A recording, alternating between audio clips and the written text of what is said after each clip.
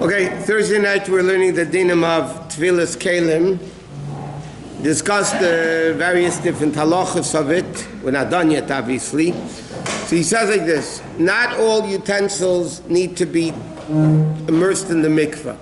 Metal, glass needs to be tabled in the mikveh. Wood, things that are made totally out of wood, do not need to be tabled and does not need to be immersed in the mikveh. If it's ceramic, plain ceramic, it also doesn't have to be tabled in the mikveh. If the ceramic is glazed, which most of them are, there are many opinions. Most opinions say they have to be tabled. There are a few opinions that say they don't have to be tabled because of the glass. Even though ceramic itself doesn't need to have immersion in the mikveh, but the glass part of it does. What's the reason that... Because certain kelim are halachically called kelim, and certain kelim are not called kelim. China is cheres, if it's cheres. Now the China today is glazed. Right. If it's not glazed, if you have a mug that's made out of cheres, earthenware, China, ceramic, whatever, so then it doesn't need to be tabled because it's not a real keli, according to halacha. Okay, we also discussed that if you borrow a keli from a guy, so then you don't need to table it. That's one of the reasons, by the way, when you go a lot of times to a simcha, and the hotel is catering, and they have a hashkacha, but you're allowed to eat from the dishes, even though there might not be tabled in the mikveh. It's probably not that the hotel went and immersed all the dishes in the mikveh. So why are you allowed to go eat at a kosher function with the kelim are not tabled? So the answer is because the hotel is owned by a guy, generally speaking, or the corporation is owned by a guy. And then, when you're eating it at the function, you're borrowing the keli from the guy. So then a borrowed vessel from the guy doesn't need to be tabled. So that's the reason why, but if it'll be, let's say, a caterer, a kosher caterer's dishes, yeah, they will have to be immersed in the mikveh. And hopefully they are, if they have proper supervision. Okay, now... a hotel that's owned by a Jew, like in Israel or different places, yeah, they would have to table the dishes. Or even if the majority of the partners are Jewish, or the majority of the board, if it's a corporation, the majority of the board are people that are Jewish, then they would have to table the kelim. Now, by the way, what happens if somebody put food into a non-immersed vessel? Does that make the food treif? So halacha doesn't make the food treif. In other words, there's an obligation to table the dish, but it doesn't make the food that's put into the dish not kosher. That's why you're allowed to buy a bottle of juice or a can of soda. Okay, that's disposable. But they'll say those things you're allowed to buy from the store, even though it's a Goyish company and they didn't table the cans or the bottles. The reason is because they put the food in, you didn't put the food in. So therefore, it's not an issue. I mean, it's not yours, but even if it's yours, it's not the food that you put into it. So then, it wouldn't be a problem of tevilah. Another thing is, that what happens if you have a bottle, let's say you're tabling a bottle, okay, so let's say you have a soda bottle, that's glass, let's say you want to reuse it or whatever. So you have to table it in the mikveh. But a lot of times the neck of the bottle is very narrow. So when you put it in the water, it takes time. It's not like a regular big, large opening, but sometimes, it goes in slowly. So you have to wait until the whole bottle is filled. And then on the water, it's immersed, you let it go for a second, and then some people like to table things 3 times. But halachically, technically, if you immersed it once and it was a kosher immersion, once halachically is enough. Usually the custom is most people try to do it 3 times. But again, halachically it's once enough. Huh? You don't have to fill it up 3 times, but when you pick it up and then you put it back in, you just have to make sure that the water is covering the whole inside and outside of the keli. What? 3 times, it's 3 times. Women table 3 times officially. I mean, there's a lot of union of 3. So now I use a glass bottle that you have juice in for future use? It's better not to use it unless you toilet it? Not, it's better not to use. You can't use it until you table it. So when you use it, how bad is it? I told you it doesn't trafe up the food. The food is still kosher. But if somebody has a glass jar that needs to be tabled, yeah. Now, number one, like we discussed the other day, on a let's say a orange juice bottle. Now everything's plastic, but when it used to be a bottle, right? So you have to make sure all the labels are off and all the glue is off and all the stickers are off. Because if they're not off, then you have to retable it. It's not going to be good anymore. You take a bottle of wine that's obviously it's a kosher company, and you want to reuse that. You need to. So the wine bottles, there's a whole discussion about that in contemporary. They say the fact is that the bottles of, this is what they say, I don't know if it's true, that the bottles that the Kedem uses, those companies use, are all tabled or made by Jews. Probably made by Jews. That's more logical. Huh? I was telling you what? That is not true, because our friend has a winery, and he's selling kosher wine, and he made a run rehearsal, so the same exact bottle. Bottles? Okay. Same thing, and one is kosher. I said, that's what I heard. But again, as far as we're concerned, now you buy a bottle of wine in the market, yeah? Disposable. You use it once, you don't use it. Yeah, but glass is not a disposable thing. Glass is different. Even though, okay, glass is technically made to throw out. The wine bottles officially, either your housekeeper takes, if they take glass, only plastic, and it's made to be disposable. So that's halachically much easier, okay? But now you buy a bottle of wine in the market, okay? Whether it's tabled or not, you can still drink the wine. Again, the problem is not the wine. The problem is, there are some poskim, we don't poskim like that, but there are some poskim that say, I'll give you a very practical example.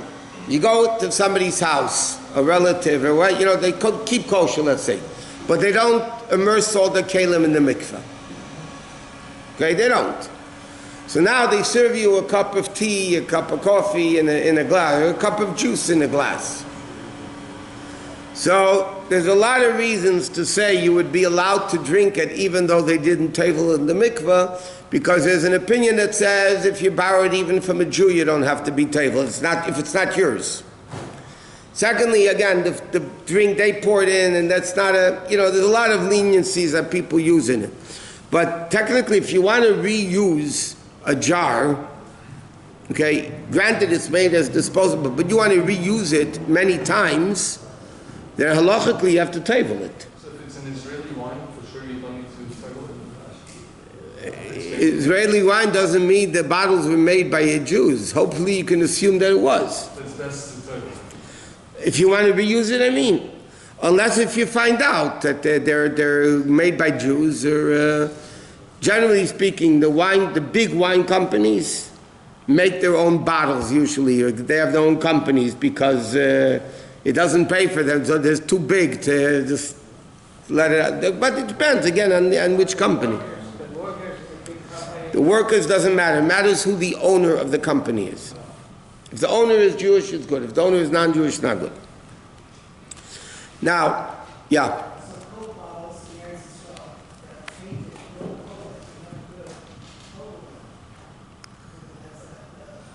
Okay, so things that are painted on is not, okay, I'll give you another example. The same thing. You have a plate that has a rim around it, with gold, whatever, pattern, yeah. So that's not a chatzitza, because that became actually part of the dish.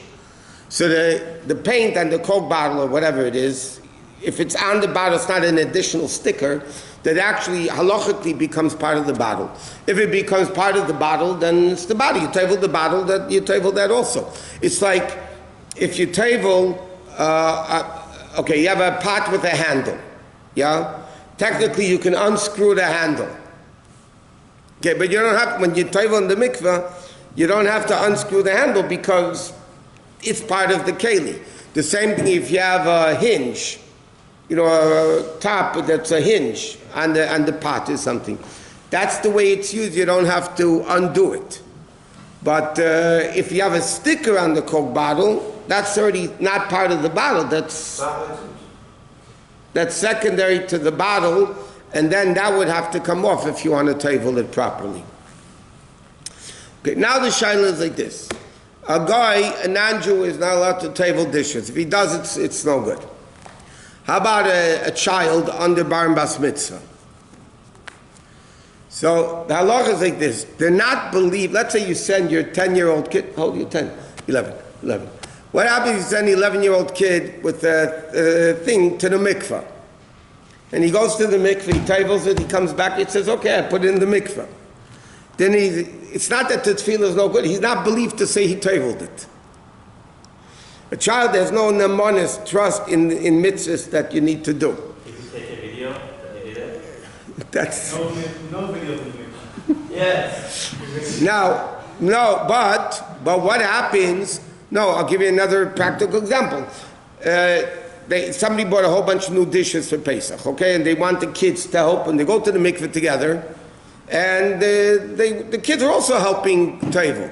So because the adult is there, so then when the kid tables it in the mikveh, it's valid, because just the kid is not believed to say he did it, but if you see that he did it, then there's no problem from the fact that the kid tabled it. Because tefillah is very unique, even for an adult that became tamei and has to go to the mikveh. What happens if somebody pushed him into the mikveh?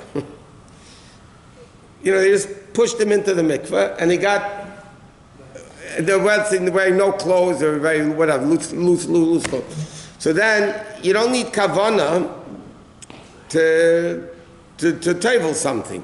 So let's say a dish fell into the mikveh by mistake. So then it's a valid tefillah, because the bottom line is it got tabled. It was immersed in the water. So kids are not believed, but the actual act of tefillah for a kid is good. It's just they don't have that namonis. It's a river that's coming out from a mountain. Rivers b'chlal are a very big problem as far as a mikveh, because even if it's a man-made river, for sure is not kosher. Even a regular natural river. So the whole discussion, the Mishnayos and Mikveh and the poskim talk about if in one season of the year the river dries up, so then it's not good. But even B'chal Mikveh that dries up from let's say usually is a runoff of snow or whatever makes the river, and then so that river is not good even during the rest of the time. Even when there's water in the river, it's not a good tefillah. So, but it's a very important thing, because people go away to places and there's lakes there. So the question is, can they go to the mikveh there? Not a man, so a woman or whatever, or kalim in the mikveh. So if it's not natural lake, if it's a man-made lake, it's not kosher. And yet, if you make a ditch, a permanent ditch, and this water comes into it, would that be? Not for kalim. It's Mayim Shuvim, but Mayim Shuvim that goes 3 tvachim al gabi karka, it's called Hamshacha Gimel tvachim al gabi karka that could absorb. If you make it waterproof, it's not going to be valid. But if you have Hamshacha Gimel tvachim, which is, let's say, 12 inches, and the water flows, so then b'diavad it's kosher. L'chatchila you don't do it. For a kalim it might be kosher. For a person, minatayr is kosher, Vaad Rabbonim it's a shtickle problem. But, so if somebody, let's say in this heavy rain that we just had, if they would have a hole in their backyard, okay, and the rain filled it up, and you have like about 100 gallons. That's what it is approximately. And then you want a table, then it's technically a good mikveh. But if that water came from a river? The water that came from a river which was not natural river, man-made river or man-made lake, it's not kosher. Natural. Huh? Natural. And the ditch you made was at a slant, so it was never Mayim Shuvim. No, it's still Mayim Shuvim. What's the difference? It's not, it never sat. Depends how it got there. It's not a question of Mayim Shuvim. Mayim Shuvim means it's drawn with a pail. If it's not drawn, then, but again, how did the water get to that original river or lake? In the channel, But the question is, if the original water was man-made, so then, if that original lake was man-made, then it's not going to be good. but if it wasn't man-made, then it's Then it's good.